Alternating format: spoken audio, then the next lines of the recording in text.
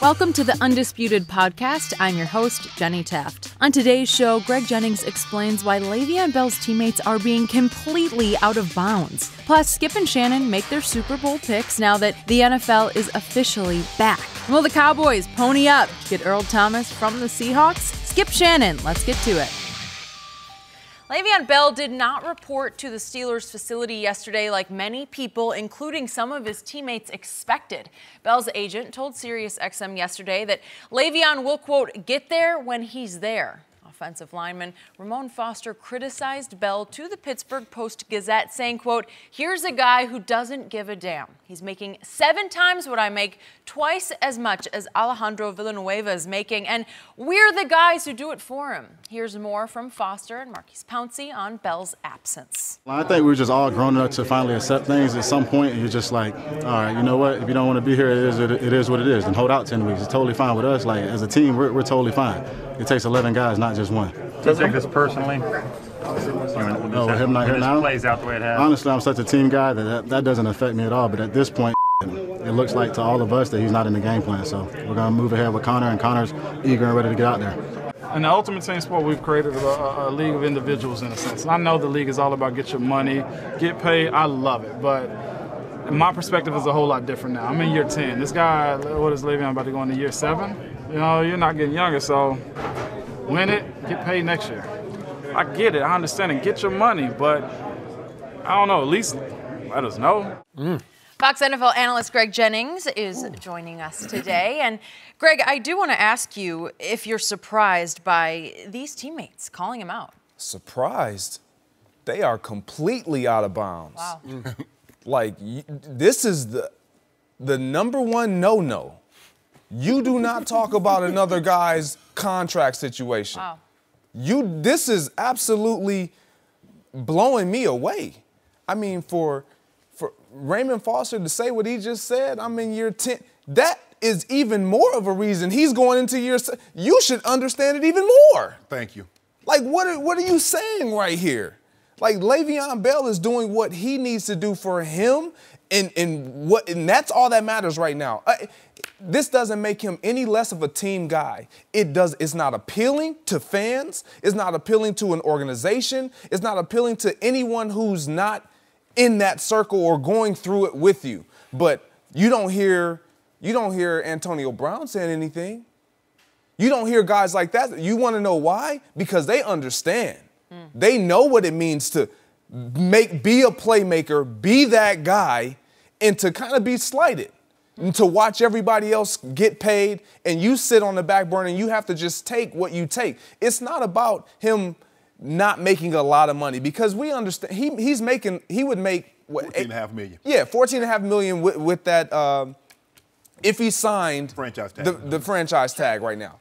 But when we look across of what has taken place with Ty Gurley right up the street, and I'm not saying that he's worth every penny that Ty Gurley is worth. I'm not saying that at all.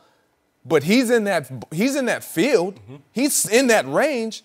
But for these guys to speak out and say, obviously we see who he is and he's not a team player. Number one, his time in Pittsburgh, Le'Veon, it's time to go. Yeah. Like, when your offensive linemen throw you out there like that, we're the guys that do it for them. This sounds like they're being a little individual too, a little selfish too. Like, and then you start comparing how much money you got in your pocket to mine. You don't do, Shannon, you don't do that. I told Skip I wasn't surprised. I was shocked. You don't do that. No. That is an absolute no-no. Huh. Yeah, it would be a problem for me, Skip, if I was a running back to be 100% with you, because I'm going to step to him. I'm going to step, as soon as I hit the locker room, I'm going to step to him. Why y'all commenting on my situation? If you don't have anything positive to say, just keep quiet. Because Ramon Foster said, Skip, get paid next year. Does he know football is a one-hit away and there is no next year? Where they do that at? This dude said, get paid next year. I think he just meant you should have taken the tag earlier in camp, a couple of weeks back, and take your 14.5 and then get your bigger money next year. No, the bigger money is not coming. Le'Veon says, hold on. You're right. This is a team. Team Le'Veon. I'm doing what's in the best interest of Le'Veon Bell. Because the Pittsburgh Steelers over the last 2 years have said, you know what? We love you, but not that we're not going to make that long-term commitment. So we're 1 year. We're 12.3, 12.4, whatever the franchise number was last year. We're 14.5. So Le'Veon says, hold on. I get it. I've been nicked and I had some substance abuse, whatever. I got suspended. But, dude, I've been here. Last couple, and I've done it. Hey, first team All-Pro. Get your 1,300 yards rushing, catch your 80 yards out of the backfield. What my payday? I mean, they took care of Villanueva. They took care of Hayward. They took care of all them guys. Big Ben had 2 years left on this deal. They took care of him. They did. They took care of AB. Le'Veon like, whoa, wait a minute. Where my payday? And the player, this is why we can never, the NFL, and I was a part of the NFL, we can never have a guaranteed contract. Yep. Because you see what happens, Skip? The big money guy, the little money guy is going to look at the big money guy. Y'all can hold out because y'all making 8, 12, 15, 20 million. I'm only making 500,000 to $1 million. I got to go cross the picket line. Yep. So boom, now the owners have got him. Because here's the thing: the Steelers. This went way better than the Steelers hoped. The Steelers already knew the fans were going to side with but them. the team, but playing with the locker room. So now he's getting squeezed from a lot of different. The fans squeezing, his teammates squeezing, his coach is squeezing him. Now Coach is squeezing him. Le'Veon was an island by himself, and the Sharks are not only the fans; they're his teammates and his coaching staff. Just circling. Le'Veon said, you know what? I'm going to come and get this $14.5 million, but that's what y'all paid me for. Y'all paid me $14.5 for the season, and that's when I'm coming. Not for training camp, not for OTAs. I'll see y'all Saturday at 3:59. Holla at your boy. So, the Pittsburgh Steelers, to both your points, just made NFL history. They became the first team ever that I can ever remember, and I've been covering this game a lot longer than you two have played this game. They're the first team ever to throw a holdout teammate under the team bus. Under the team bus. You're right. I have never seen anything like this, and I've covered way too many holdouts. The classic Emmitt Smith holdout, 1993 season, first 2 games. Did one teammate say one negative word about Emmitt Smith? Heck no. They loved him. They applauded him. They pulled for him.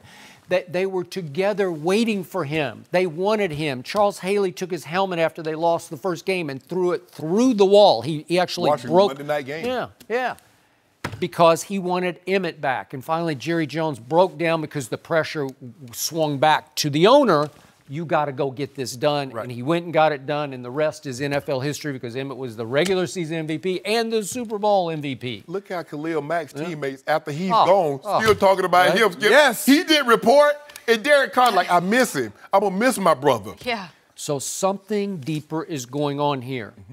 There's something missing in that locker room when it comes to Le'Veon Bell. There's no love lost. There's no deep connection to Le'Veon, or they wouldn't have turned on him this quickly. We're not even to game number 1. Right. Maybe if it was game 3 and they said he's doing this, he's betrayed us for 3 games. Because he still can come in and be there on Sunday. Yeah. But something, and I'm just speculating on this, but he did get suspended twice, obviously, for substance abuse. And there are times when, in my point of view, from my perspective, he cares almost as much about his rap career as he does about playing football. And something is going on deeper here where they were quicker to turn on him than any team has ever been on any star teammate holdout, right? Agree. Yep. So maybe there's some other issue here that we don't know about because the offensive line turned on him and said, they're basically saying, we made him, he didn't make us, right? Right. So he should be grateful to us for what we've done for him. It's not like they're out there like they blocking for free. Yeah. I guess my issue, and I agree with some of that. I don't know if there's something deeper, but I think this has a lot, if not everything, to do with the influence of social media. Because when we saw Earl Thomas and what he said and what he tweeted out, that I'm coming back and I'm coming back for my teammates because I've dedicated, I put in so much hard work in my time. This has been my life. And so he made it a point to let his teammates know, I'm coming back for you. Right. Like and I think these guys, you can't always look at everybody's situation. Earl Thomas is 29 years old. Like, and he is the last thing left on that Legion of Boom. Yep. So the locker room doesn't look the same to him. With Le'Veon Bell, like, you've grown together with Le'Veon Bell. Yep. You're still in the locker room with him. To your point, what those guys did in Dallas with Emmitt Smith, they didn't put the pressure on Emmitt. They put the pressure on Jerry Jones. No doubt. Right. Because they knew how valuable and important Emmitt Smith was and is. That's what these guys should have done. If you have anything to say, it should be, I hope they get something worked out. Yeah. I hope they take care of Le'Veon. He's worth it. Right. But that's not my place. You do not go on the other side and start comparing your dollars in your bank account to then his. By the way, you did make one other great point about we did not hear from one Antonio Brown. Yeah. Is it possible that we're going to have a backlash to the backlash where we're always talking about how Pittsburgh is always fractured on all sorts of issues? Right. Is it possible that the Pounceys and the Ramon Fosters are going to get attacked internally by Antonio and the other receivers, or I don't know, maybe some defensive But players? I want Mike to, because we always, and Coach Tomlin and coaches always says that we don't comment on family business personally. I want to hear what he has to say about this. Because, see, what we don't mind you commenting on. Remember, he's turned into a big James Conner fan, Yeah. as the rest of the team has. Well, this is what we know about coaches in front office. We don't mind you airing family business if we're trying to get our point across. If we're trying to make it look like one of these guys are ungrateful. The dude, look, well, we want Antonio in. If you wanted Antonio Brown, you could have signed him to a long-term deal 2 years ago. If you'd have given that, guess what? Le'Veon Bell is in camp. He's ready, primed, ready to go. But since he says, like, you're going to treat me 1 year to year, I'll show up 3:59. I'll be ready to go on Sunday. Whether or not you put me in the game, that's on you. But that's when I'm showing up. Not everybody up in. I can't believe Ramon Foster. I cannot believe Marquise. I've never ever. I disagree with a lot of guys, Skip, but when it came time to them getting their money, You don't money. get it. It's fascinating to me. Hearing it from you guys, hearing it from you who've covered this league for so many years, I find it just so interesting. Yeah, I got to talk to him. I got to have a conversation. Yeah, what? I got to. You talk about me not saying, you call me and you tell me that. You don't tell that to the media. This is why I can never pick the Steelers to win anything. Unfortunately, until they stop talking about each other and throwing each other under the bus, it's not going to go very well. Greg, thank you for being here. No mercy.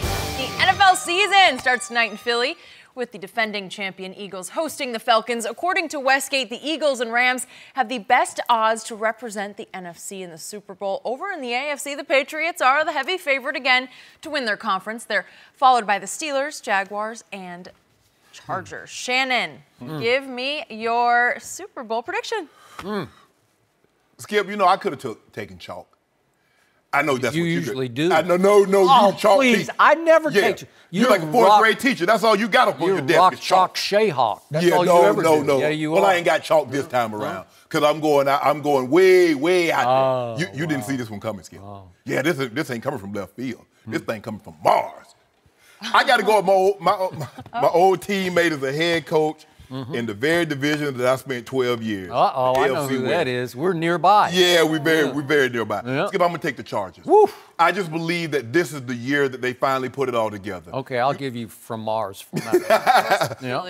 Phillip Rivers out there. has been as consistent as any quarterback in the National Football League. The only thing that's hurting him is that Drew Brees left because that's who he took over for and went to New Orleans, and he's played out of his mind since he's been down there. But Phillip Rivers is over 50,000 yards, over 300 touchdowns, and has been very good, and he's healthy. Count on him every single week. And you look at Melvin Gordon, Keenan Allen, Mike Williams. Mike Williams, last year's number one overall draft, not overall, but number one draft pick, is finally healthy. He is. And their defense, with Joey Bosa and Ingram and your guy from Vanderbilt. Thank you. I thought you weren't even going to bring him up. Casey Hayward, Vanderbilt University.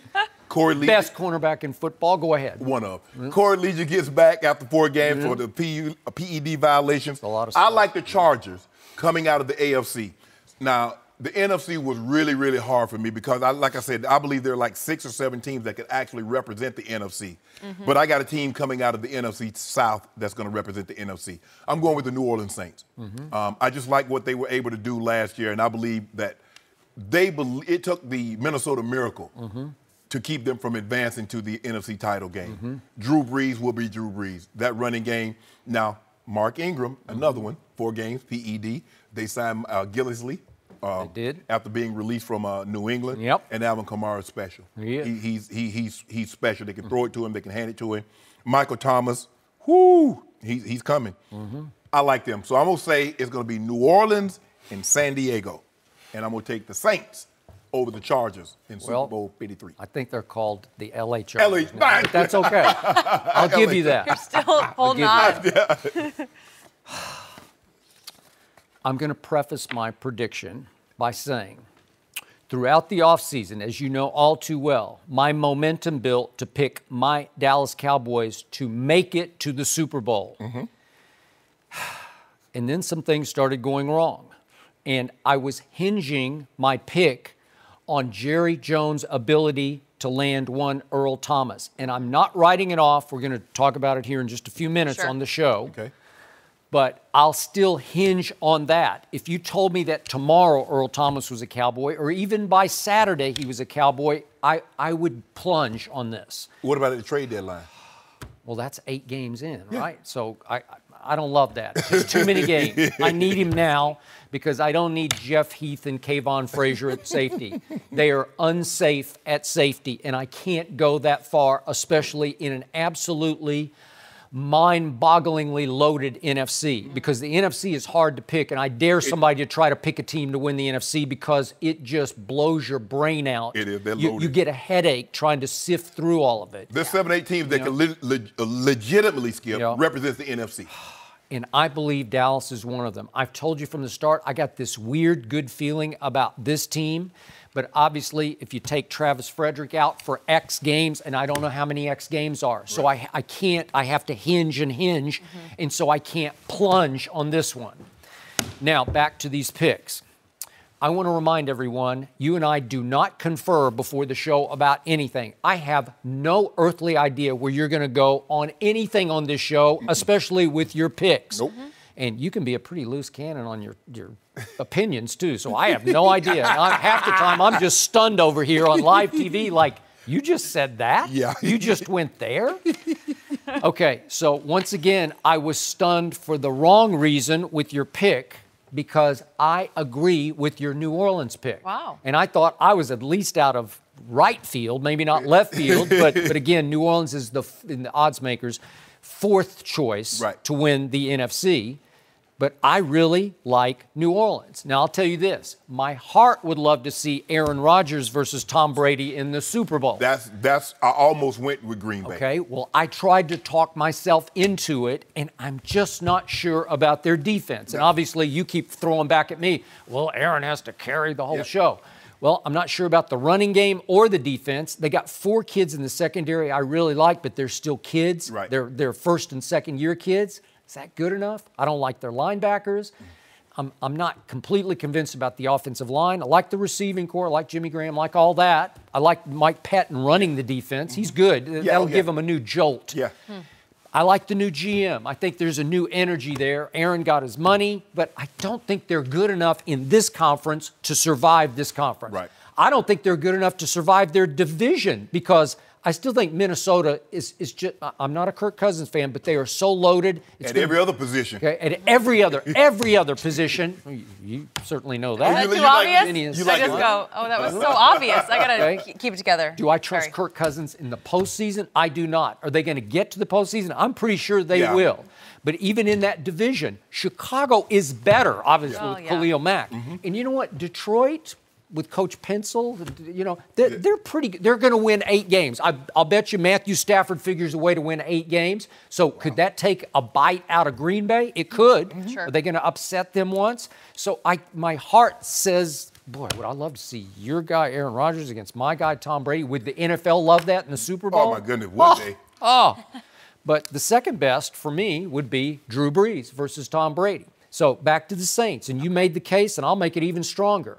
This is the most solid team, top to bottom, in the NFC. Top to bottom, most solid team, because Drew Brees didn't have just a good year last year. I thought he had a spectacular year. Every year. Well, but last year he set the all-time percentage of completions record. 72%. He had his best touchdowns to interception ratio of his whole career, 23-8. It wasn't high touchdowns, so he wasn't a fantasy darling. Because they ran the ball so effectively, and Kamara and Ingram was scoring down there. They were 5th in the league in running the football. And Drew Brees said on our show at the Super Bowl in Houston, we got to balance up. Well, they balanced up. And then they managed to draft the defensive rookie of the year at corner, and the other kid who made all-rookie team at safety, Marcus Williams, made the one blunder that cost them the one miracle in Minneapolis game. And yet, I still believe that Drew Brees and company would have given Philly a much better game at Philly than the Vikings did with Case Keenum. Right? I agree. Okay, so now New Orleans comes into this year with the biggest chip on its shoulder pads in the NFC because they got something to get even for, right? And they do get to go back to Minnesota. No, they go to Minnesota. Yeah. So this is just me. I trust Drew Brees in the postseason over Aaron Rodgers. And I know you disagree with that, but I just do. I think Drew Brees has been really good in the postseason. So this time I'm going to trust him, so I'm going to agree with you on that pick. Okay. Which brings us to the other side of the equation. And I thought last year you had learned your lesson, and you did. It was the classic, if you can't beat him, join him. So you joined Tom Brady. You came over to this side of the table 1 year ago today, and you picked New England. And you were correct, sir. Yep. Right? Yep. And you didn't learn your lesson. I did. Because you just couldn't stand it, so you had to try to talk yourself out of Tom Brady and into the Chargers. Yep. I will remind you, 1 year ago, I had one dark horse pick out of the AFC West to just be a wild card team. Do you remember? No, I picked him to win the AFC West. You picked him to win it. The L.A. Chargers. Yep. And now I can't get on that bandwagon to go to drive it all the way to the Super Bowl, but I don't completely discount your pick because that team, you made all the case, they are loaded. They are. But Phillip Rivers in the postseason, man, he's been shaky. He's the best quarterback to have no real playoff resume, right? Yeah. And boy, could he use what you're talking about? Yeah. I'm telling you, Skip, they're going to be the deal with. Really? But go ahead and make your case for chalk. I knew you had chalk over there. I see your hands. They all white. It's not chalk. Yeah, it is. It's just the truth. It's not chalk. It's truth. Tom Brady is the greatest quarterback ever, and he's playing at an even higher level now than he did 5 or 6 years ago. How can you bet against that? That's not smart. It is. No, it's not smart. Because the reason I'm going to play the odds. The odds is there's only one team that's ever gone to 3 straight Super Bowls. That's the Buffalo Bills. Well, there's only one Tom Brady. Well, I'm just saying, Skip. Okay. You say I'm playing the odds. You're spitting into the wind. That's what you're doing. And then this thing, he's a guy. I mean, he doesn't come all the time, but he comes when guys and when athletes start to get a certain age, Jenny. Name Father Time. And sometimes you don't even have to call him. He'll just show up unannounced. Out of nowhere, when you least expect it. He's like a solicitor. You sitting down to have a good meal, and they ring the doorbell trying to sell you something. No, I can order it off Amazon if I needed that. So get away from my house. Father Time coming, Skip Bayless. I don't care how many documentaries he released, Tom versus By the way, Time. we're going to talk about the latest Tom versus Time, the epilogue, because he says in the epilogue, in effect, I'm just going to play until I'm 45. Well, he's 41, so that's 4 more years. He ain't not. So Not. You're going to be haunted. You're going to have a 4-year nightmare. Nah. So let's start with the fact that the New England Patriots play the easiest schedule in the NFL. Yep. That's by some rankings. Ain't nobody some of it is. They play the Jets. They got say Minnesota. others. Not Minnesota. Miami in that division. Okay. Buffalo. So that should mean that Tom Brady is going to have a couple of home playoff games, right? Probably all of them at home. Okay.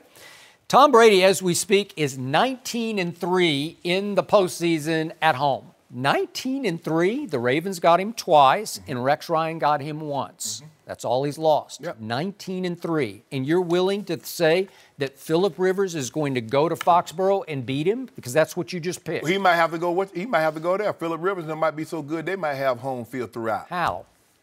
Easy. With They're them good. playing this schedule? Yeah. Don't worry about Well, that. they're going to have a horrendous year. And by the way, the defense, it got a little better. Dante Hightower is back. Yeah. They couldn't stop the run. They were 20th against the run last year. It'll get better because that Danny Shelton that they traded for from the Browns, he gives them an anchor that they haven't had. And Adrian Claiborne, boy, he wreaked havoc on Dak Prescott last year, and they signed him. That And one game. in the postseason, in the preseason, he looked like he was bringing it, man. Yeah.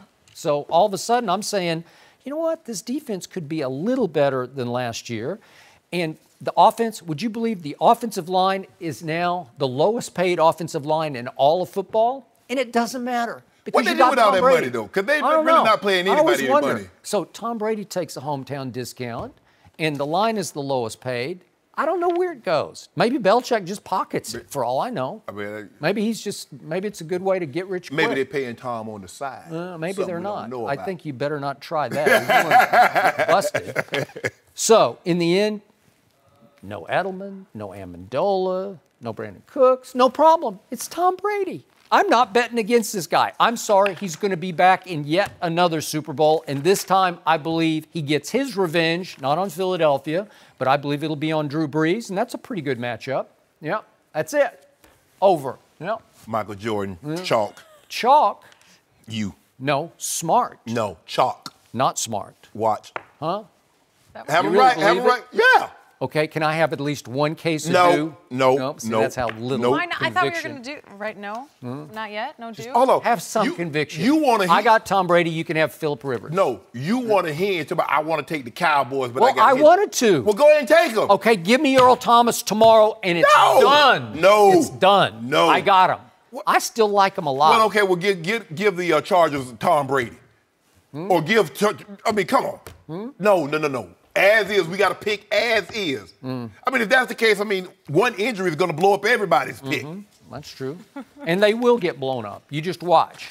Not mine. My guys stay healthy. I got Tom Brady to win it all, and I feel real good about that. Want to bet just one case? How about just one Dew? How about a single bottle of Diet Dew on that? I can see the you don't even have now. that much conviction. Breeze blows over the rivers. Wow. Really? That's deep. Well done. Yeah. That's lyrical. No mercy. So Earl Thomas is back in Seattle. The 6-time Pro Bowler ended his holdout in practice with the team yesterday, but it's not all positive since Thomas tweeted, quote, "The disrespect has been well noted and will not be forgotten." The Cowboys were seen as a possible trade destination for Thomas. Yes, Skip is happy. Still hoping. Adam Schefter reported they offered a second-round draft pick, but Seattle wanted more in a potential deal. I know Skip is ready on this one, but I'm still going, Shannon. How will this end with Earl Thomas? I don't think he'll be heading south, Skip. OC Hawk ain't gonna fly south. Wishful thinking on your part? No. It's not gonna happen. My thing is that I think what transpired, Skip, is that Seattle saw Khalil Mack go for 2 first-rounders. They're like, Earl Thomas at least half as good as Khalil Mack, so we should at least get 1 first-rounder. And if that was the case, why didn't you just put this up this offseason? You negotiating, you get closer and closer to the season. Seattle see you as being desperate, really wanted it. They're like, well, how high can you go? Because it was reported that Dallas had a 3rd round on the table, then eventually they got to the 2nd rounder. Well, Seattle said, well, if you really, really want him, give us a 1st. And that's when Dallas appeared to be walking away. If they wanted Earl Thomas, Skip, you got to go get him, and you got to you can't be like, ah, man, that's a really high price to pay. Like you said, you got to go plunge and don't look back. That's what you got to do. You're like, okay, we're going to get Earl. We feel he's going to be the missing piece to this defense to take us over the top. Boom, go get it done. I don't see it happening now, Skip. They're not going to make this deal today or tomorrow. He's not going to be a Seahawk. I mean, a Cowboy. I'm sorry. He's definitely not going to be a Seahawk for all that much longer because I think he's out, man. Why? Well, Jenny read the quote about, what was that? The disrespect has been well noted and will not be forgotten. Skip. So at some point, sooner than later, like at the end of the year, he's leaving. That's what I'm saying. But here's the thing, though, Skip. He started this. Okay. After a game in Dallas, he ran up the tunnel, did. hugged the head coach and said, come get me. Thank you. What's the disrespect? What do you think Seattle, Pete Carroll and John Snyder's upstairs like, what? Well, maybe they started it first. How? Well, they just indicated they weren't going to give him the kind of money he was asking for. He wanted them to tear up his deal and start it over. Point. I am not giving up on Earl Thomas, but I must say, this sounds suspiciously to me as if the Seattle Seahawks just jerked the rug right out from under Jerry Jones. That's what it sounds like. And to your point, Khalil Mack drops for 2 first-round picks. True. It sounded like they were arm wrestling, tug-of-warring back and forth, and it became, Jerry, give us a 2, and it's a deal. Right. And Jerry wrestled and wrestled and wrestled, and it sounded like yesterday Jerry said, okay, I give in, I give up, I will give you our second-round pick next year for Earl Thomas. And they said, no. No. And you know how Jerry is. If you take him for a ride in a negotiation, woo, he is a proud and stubborn man. He does not play that kind of game by those kind of rules.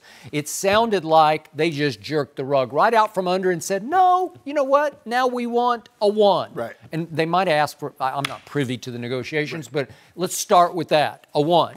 But you know what I said? I tweeted this immediately when I read this story. Give it to him. Give him a 1.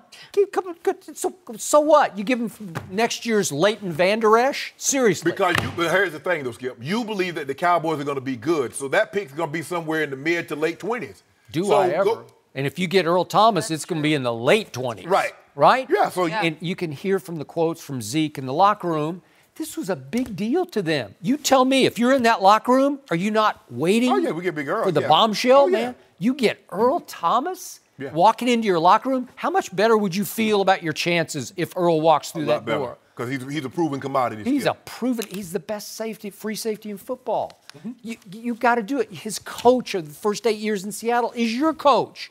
It's begging to get done. But Jerry is proud and stubborn, and if you bamboozle him like that, and it sounded like, I don't know this for a fact, but that's how it came across to me.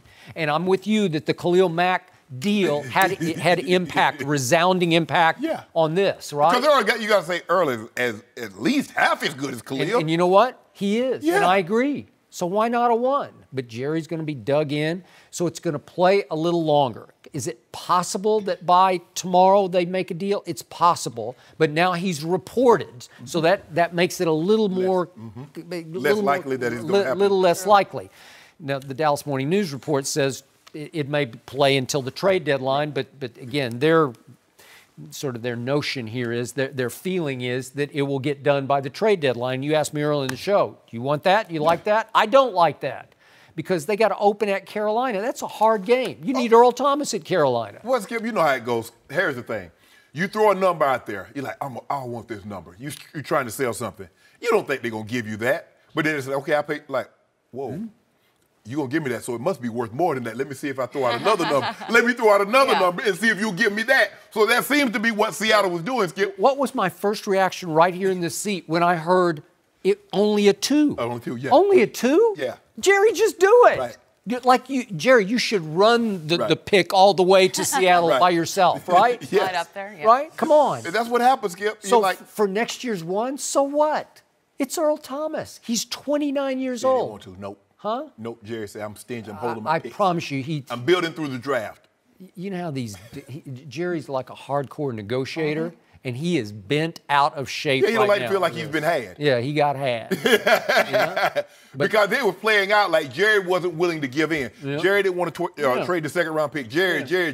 And then he finally says, okay. He slept on it, and you know Stevens at his elbow saying, Dad. Dad. He calls him Jerry. He says, Jerry, come on. You know what? Yeah. Wake he up. does call him Jerry. He calls him Jerry. Yeah. Wake up, wise up, Jerry. I've always just do this. And Jerry finally said, you know what? He mellowed on it. He said, okay. Call him, tell him they got their 2. Nope. Wait a sec. Guess what? Everything just changed, and Jerry is steaming over this, and it's going to take him another couple of days to calm back down over what just transpired. But what price is a season, man? I mean, it's just so if a 2 goes to a 1, big deal. Just do it. Swallow your pride, because he's going to have to swallow it now, and you don't want him to, obviously. Skip, I was very happy with you know what you mentioned? You mentioned that Steven, Jerry's son, calls his dad by his first name. Yeah. I have some cousins that used to call their mom by their first name. I've been around this too. I asked my mom. Always shakes me up. Yeah, I asked my mom, could I call her? She said, boy, I slept the taste out your mouth. No, I mean, how you do this?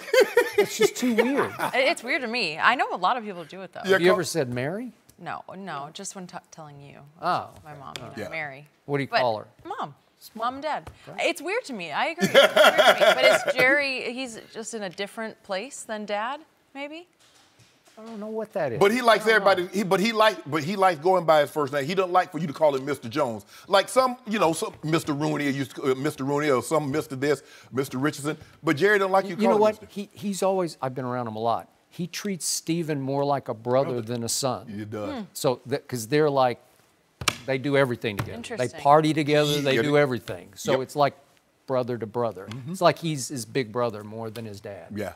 Been at any of those parties? Not me. He has. Yeah, I don't know. Huh? Oh, secret? I thought Jerry had kind of bought him off at the last party. The Hall I of Fame missed party. it, Skip. I should have went out there. Really? I should have went to that one. Oh, well. Okay. $16 million, Skip. I want to see what $16 million buys you in terms of a party. I'm sure you I heard a lot. invited Justin to, Timberlake performing and 2,000 people in unlimited alcohol. Shrimp, all the lobster, and you could eat. 2,000 people. One day I'll get there, probably not. I ain't spending Up $16 million. next, we'll discuss Tom Brady's future. No mercy. Tom Brady is still a few years away from being an AARP member. You guys like that one? Okay, he's 41 years old and entering his 19th season in the league. The reigning MVP hinted at playing till his mid-40s last season, and he did not shy away from that in the latest Tom vs. Time episode. Take a listen. I would love to play 5 more years. I'd love to play 41, 42, 43, 44, 45. It'll be a challenge for me. I don't think it's going to be easy. It's going to be hard to do. I think it's going to be very hard to do. But I think I can do it. And once you stop, you're done. And I think I'm not ready to say that I'm done because I don't feel like I am. I still feel there's things to accomplish. Be like getting close to the top of the mountain. Be like, that's good, I'm good. It's like, no, you're really hard to get to this point. Why not finish it off? Look at my career from, 30, 32, 33 on, like a lot of players retire at 33, you look at football, 10-year career, that's an amazing career. I think the last 8 years of my career have been better than the first 10, so I should just prolong it. And that's what I'm trying to do. All right, Shannon, what percentage chance do you give Brady of Negative playing? 1 million. 5 more Negative years. 1 million. Negative 1 million. That's less than zero. I needed a number that was less than zero. So negative is less. You got negative or positive integer, Skip Bayless. So negative. How do you know that? Because you look, I get it. It sounds good. Oh, Tom Brady said he's gonna play till he's 45. Okay. This is what we know about New England. Everybody must play to a standard. And that standard is set by Coach Belichick. And at any time he deems that you're not playing to that standard, you got to go. Okay. Now, he tried to get rid of Tom Brady, who's still playing above the standard. So you mean to tell me that Coach Belichick, that you believe Tom Brady's going to be playing at this standard at 43, 44, 45? Nah, I don't believe it. I don't see it. So there's negative 1 million chance that Tom Brady is quarterbacking in the NFL at 45. You want to bet me $1 billion? I already owe you $1 billion. I know, so he double owes me that. $1 billion. $1 billion. Yeah, $1 billion. I might just bet it. Be careful. Jeez. So think about what he just said. Yeah. I heard what he said. 41, 42, 43. He counted them off. Yeah. Just for you. Yes. Because he knew every number that rose higher just stuck you deeper, right? Yep. And this would be your all-time worst nightmare if, God help us, if you and I are together, the three of us are together for all the way through age 45 with Tom Brady, would this not be nightmarish for you? Would this not haunt you day after day if he was still playing at an MVP level at age 45? I don't, what, Skip, as a matter of fact, I stayed up late last night. Yeah. Watching the tennis match, a few other things were on. Yeah. Tom Brady playing the 45 didn't even cross my mind, so it didn't keep me up that last night. Because it's not going to happen, okay? You need to get that thought. You want it to happen, Skip, because you know what? I think you want it to happen for more reasons so you can come in here and stick it to me. You don't really care if Tom Brady plays. Well, you just want to have something to shove in my face. Guess what he did last year? He stuck it right up Coach Belichick's nose, didn't he? He did. Yeah. Yeah, Coach Belichick tried to run him out of town, and he said, okay, Coach, watch this. I'm going to win the MVP this year. I'm going to throw for 505 in the Super Bowl. Wow. Okay. Did he show any signs of regression, or did Father Time tap him on the shoulder last year? Skip, you remember Peyton Manning one year? He threw 39 touchdowns with 14 picks, over 4,500 yards. And the next year he stepped off a cliff. He looked good in the The old step off the cliff theory. But The haters, the doubters, want Tom Brady to step off the cliff. No. I'm saying, but Skip, no. I'm saying because he's been great, he's been up here for so long. Yep. When his play drop, now I'm not, hit rock bottom, but because he's up here, he takes a 10% dip, it looks as if he stepped off a cliff, as opposed to Case Keenum taking a 10% dip in his play because he's so high up. Okay. So that's all I'm saying. Will I think he's going to throw for like 2,000 yards? No. But he's not going to stick around and watch his play deteriorate like that.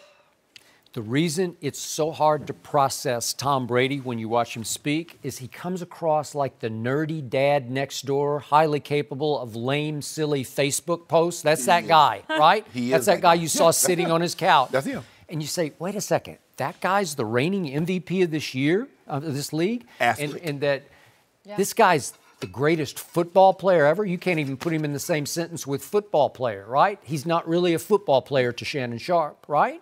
There's an asterisk by that MVP. Okay. Asterisk because of what? You know what happened? What? Walking to him got injured. Oh.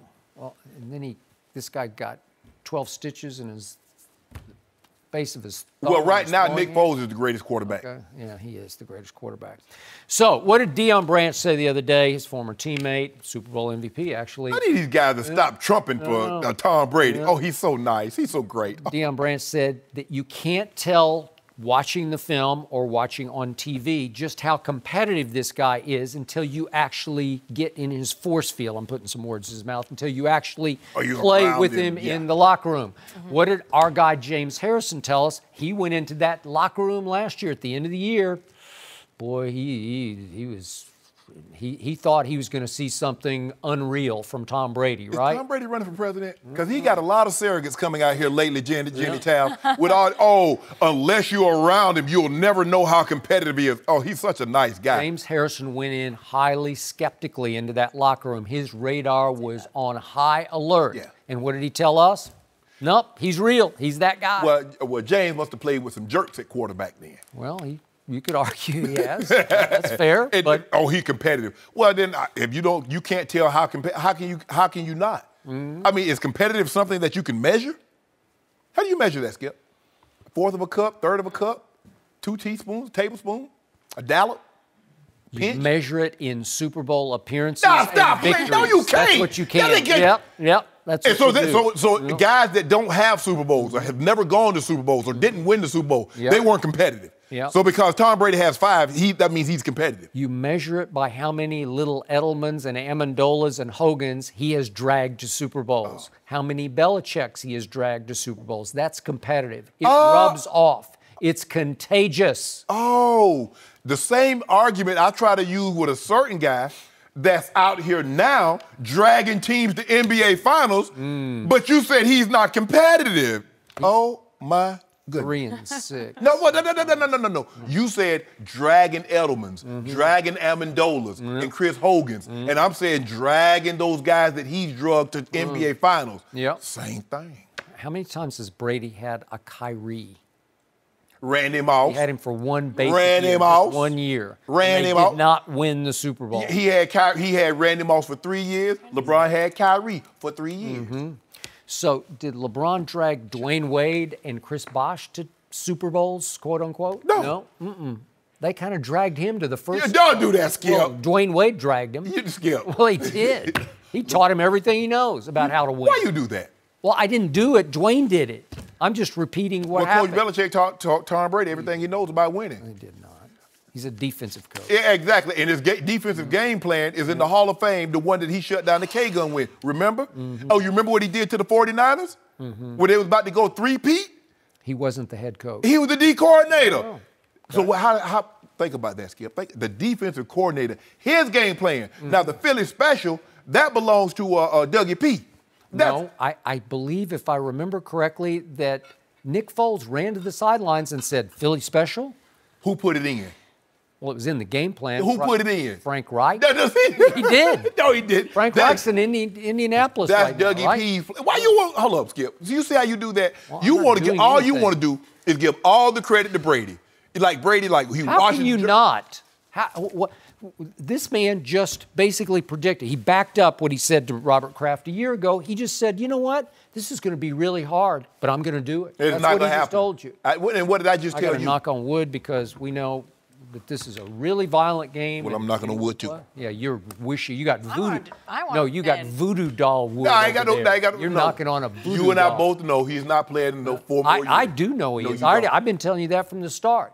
And you've amended your projections. It used to be this was going to be his last year this year. And it was until he went upstairs. And 2 days ago, you said, no, I'll give him one more year. No, and then you're going to have to give him one more year and one more it and would one have more. been I'll bet had he not gone upstairs crying to his dad.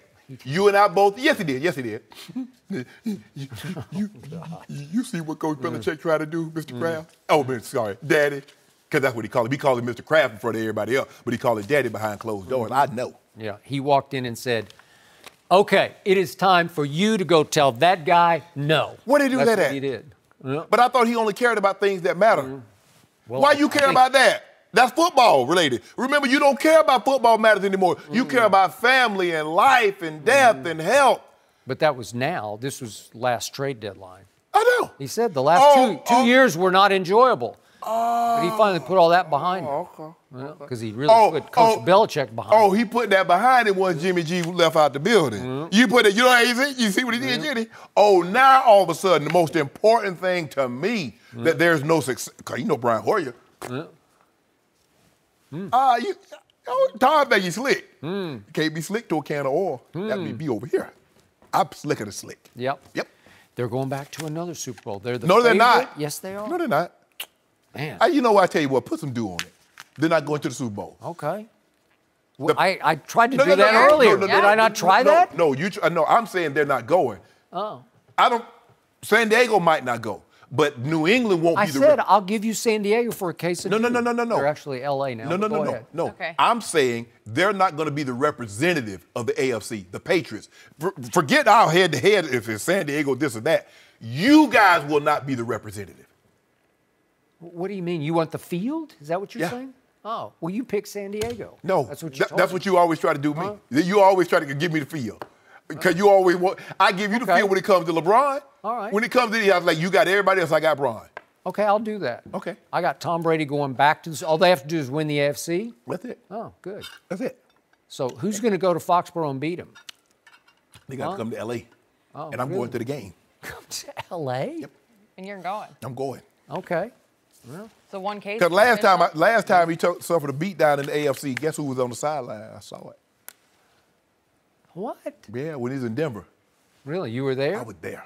Oh, I don't think you were there. I was there. Yeah, I was on the sideline. Okay. The difference maker. Bond and D. Well they were eating. Yeah. Belichick let him down. Belichick let him down again, huh? No mercy. Colin Kaepernick has been all over the news this week for his new Nike ad, but one NFL player criticized both Kaepernick and his former teammate Eric Reid for how they handled their protest during the anthem, which started 2 years ago. Josh Norman of the Redskins told the Washington Post, quote, "They weren't really organized and communicating with nobody. Malcolm Jenkins was one of those who had a better plan than what was going on. When Kaepernick took a knee, everybody was in shock and everything. But when the bullets start flying, I was trying to figure out where he was at. He was ducking. When you're in the line of fire and the guys that are over here are trying to have a conversation to move stuff forward, he didn't want to have that conversation." We are joined by Rob Parker, but Shannon, I am going to start with you on this. Does Josh have a point? No. Just because Josh didn't know what Cap was doing doesn't mean he didn't have a plan. And because Malcolm did it one way doesn't mean the way Cap did it was wrong. That's the problem. And the thing he's talking about, well, when the bullets started flying, Cap was the only one getting criticized.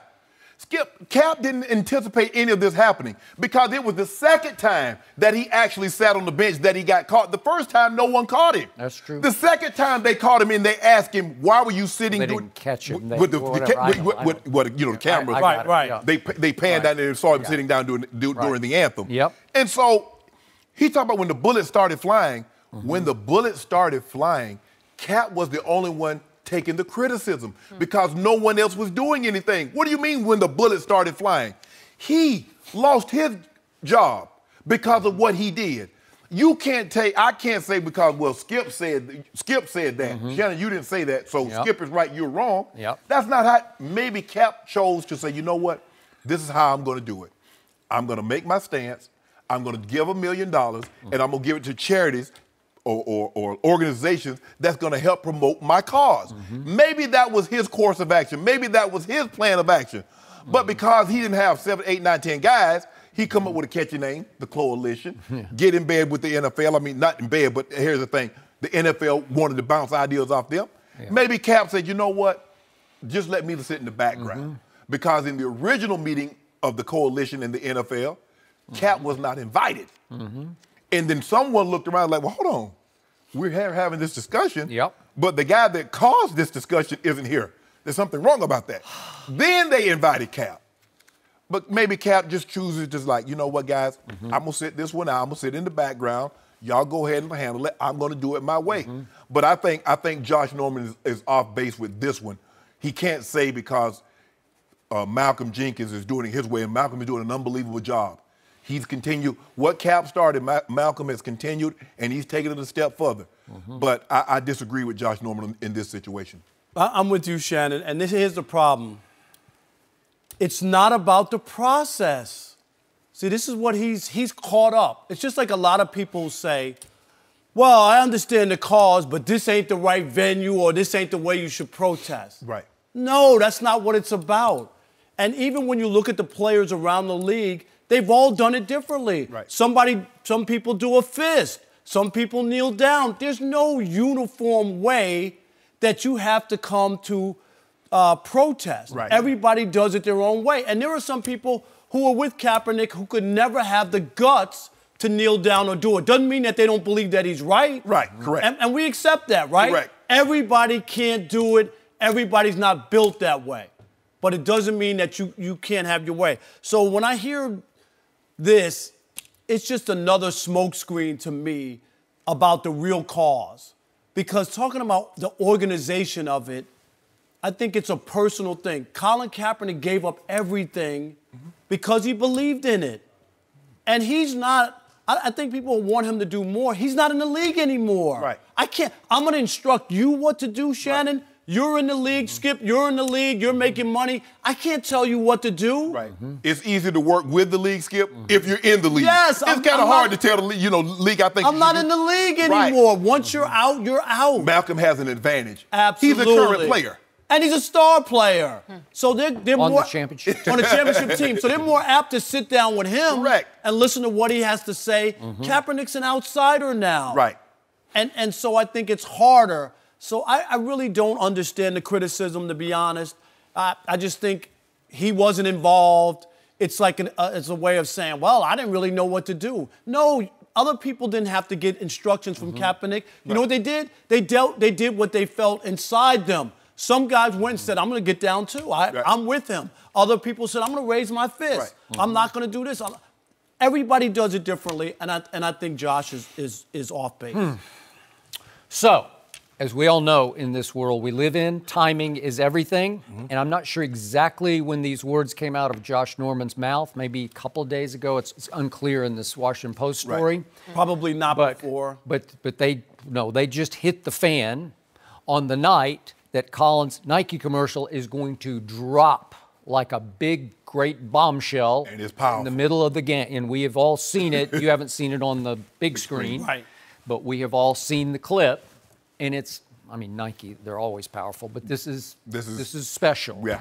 So Josh is wrong place, wrong time, and I'm pretty sure he's going to take a lot of heat for these remarks because it's harsh to say when the bullets started flying, he's ducking. You know, that's like, whoa, Colin Kaepernick ducked? Okay. The bullets were flying in his direction. I know. So, look, is there some truth to what Josh said? There is some truth in there, and I'm going to try to detail it because, look, there are two very different impacts operating here for Colin Kaepernick. Right. There's an internal in the league impact, and there's an external outside the league in the world impact. We all know Colin's external impact beyond the NFL was extraordinary. It was historical. He is going to go down in history as the face of a crucial movement in this country. He is going to become, I don't know if he'll become Muhammad Ali-esque, not Dr. King-esque, but he's going to be up in the pantheon. Is that fair to say? Yeah. I think he's already risen. Absolutely. There's Risen no up doubt there. about it. That's the external. That's the world impact. But internally within the league, I do think some of these players, and by the way, Josh made some comments like these when he sat right here. He alluded to this point of view. that he wished Colin, I'm going to put some words in his mouth, but they weren't this harsh, but that he wished Colin had spoken up more for the players. Because a year ago, Eric Reed, during the last season, Eric Reed was the one who said that Malcolm Jenkins kicked Colin Kaepernick out of the coalition. And then Malcolm said, no, I kept him in the loop, but he preferred our relationship to be more informal. And Colin has not spoken. In fact, it was amusing to me. I saw one review of the new commercial, and the reviewer said that it had a surprise ending. And I thought, I just watched it. It's not a surprise ending. And the reviewer was saying that you don't know it's Colin Kaepernick speaking. Well, I know his voice that well, but the reviewer didn't know his voice because we haven't heard from him. When's the last time that he did a media session? Right. It was at the end of his 49er career, right? Yes. Okay, and remember GQ had in its Colin Kaepernick article, in which he was not quoted in, but it said that GQ said that he has grown in his wisdom in the power of silence. We talked about the power of silence, and I think Colin's kind of stayed in the background because his mystique grew, right? His stature grew the more he didn't speak. But I'm sure there's some players that wished he had been their out front spokesman, right? That he had been a defining voice for the coalition. But the only thing, I hear that, Skip, but I think without saying, he's very clear on what he was all about and what this was all about to me. I don't know what else he would need to say other than I'm against police brutality and what's going on and the unarmed black men killed by white cops. That was an epidemic for a hot minute in this country. More than that. Right? But the thing is, Skip, is that, well, he didn't tell anybody. Okay, maybe he wanted to go chart his own plan. He did. It's kind of like the Nike. It's being reported that Nike did not tell the NFL to give them the heads up what they were going to do with Cap, and they definitely didn't give them the heads up that they're going to drop this commercial during Thursday night game, because what would have happened? Cap he felt if I tell somebody, they might try and talk me out of it, or they might try and tell me to do it a different way. But is it fair? Do you guys see that he became more of an external activist and powerful voice than internally within the league? And the players are saying, what about us? And he left them behind because, like you said, the league left him behind. He wasn't able to play. The league wasn't going to deal with him because they felt this problem was caused because of him. That is so correct. I'm not dealing with you. You caused this. Okay. And just for the record, because I brought it up several times during the last football season, but our guy John Wooten, a longtime close friend of mine, you know him very well, is the head of the Fritz Pollard Alliance that oversees the Rooney Rule. And I talked to him several times, like early last season, and he said, please try to get Shannon to get Colin just to talk to me, to talk to Jim Brown, just so we know where his heart is. Does he want to play anymore? Does he want to be a franchise quarterback? Yes. Because if he can just come and talk to us, this was the quote from John, I'll have him a job in this league tomorrow. Right. But I need to know, because he didn't want to put his reputation, John didn't want to put his reputation on the line for Colin if he wasn't sure where his heart was. Right. And nobody could get Colin to speak at all, right? So I think that's some of what Josh Norman is trying, that he's coming from that position of, gee, we need it, we had it right on the verge, and then we didn't have him as our spokesman. Well, Colin's looking at it like you say, okay, is it words or deeds? Now, I'm behind the scenes. I give him $1 million. You see me out here in the community. You see what I'm doing. Okay, other quarterbacks not saying, well, I want to play.